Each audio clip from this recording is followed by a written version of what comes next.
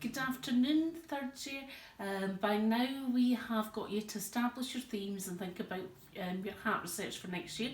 So what we want you to do this week is to collect images of colours and textures that you might get from birds, such as the ones I'm going to show you just now. And they are going to inspire my project. So whether it's small patterns or larger ones or actual images of birds themselves or just the feathers, you may divert into getting other patterns once you've got your colour scheme from elsewhere, just to generate more concepts and ideas, pattern ideas, textures and colours that we can experiment with when we're back in class. And as I said, have fun collecting these. We're likely looking for between 2 and 3 slides of this. And then what we're going to do is to develop this into a hat, as you can see here. This is a really good designer to look at if you're looking for colours and textures that we could take into the hats this year, called Marjorie Chic. Okay, so what I was going to do was to talk to you today about how developing these colours. So here you can see my initial ideas, and I've not went into those with colours, so even if you have tried them out initially, you might want to try ones that are more like the feather research we're going to do this week. So I've decided with my colour palette that I'm going to limit it to these kind of blues and greens here. So you'll see from my pencil drawings I've sketched lightly. I like the fashion drawings that did the skin colours, but it's the hat design that's more important. And you can see I've got one that's quite splayed out, like a sort of dancer, performer. There's one that's more like an Indian headdress with the feathers.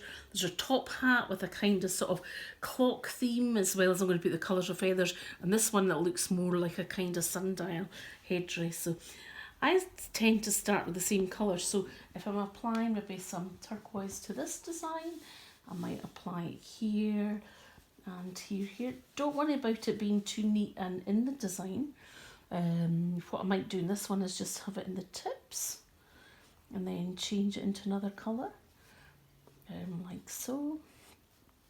And as you can see, by doing this, once you've actually done your plan sketches, it can be quite a quick kind of thing, like so. And if you really thought they didn't work, we can redo fashion drawings, so not overly worry about that. Like so. Sometimes it's quite nice if you want to just take a wee bit of water, make it go paler, so like so. You can make it go graded. That's what I'm maybe trying with this one. Just bring them down like so.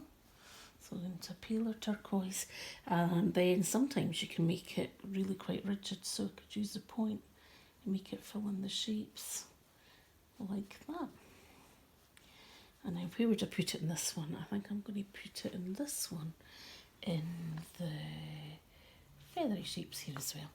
And I can apply the watercolour more maybe like the feathers, like that. So I'm just getting that kind of suggestion of feather textures rather than blocking on the colour there. Boom, boom, boom. And then I'm going to move into my blue here now.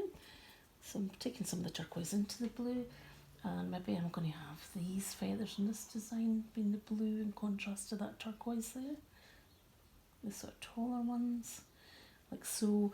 And I might take this blue, but once again I'm going to put water into it, like so.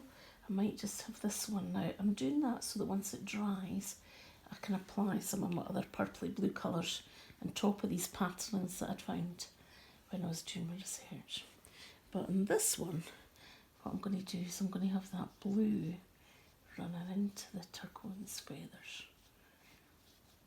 like so.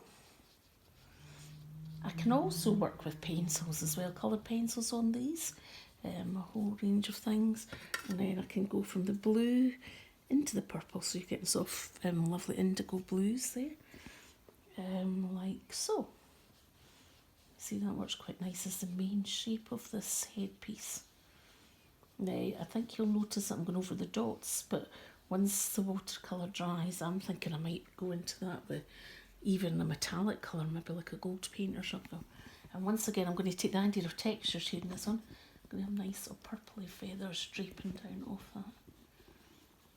And I might do a wee bit more work with coloured pencils, etc. on that.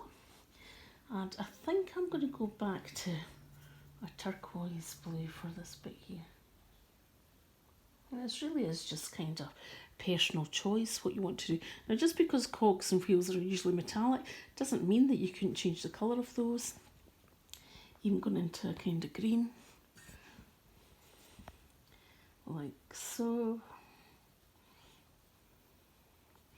And then I might decide that that's going to be the colour of the stripe there, that lovely green.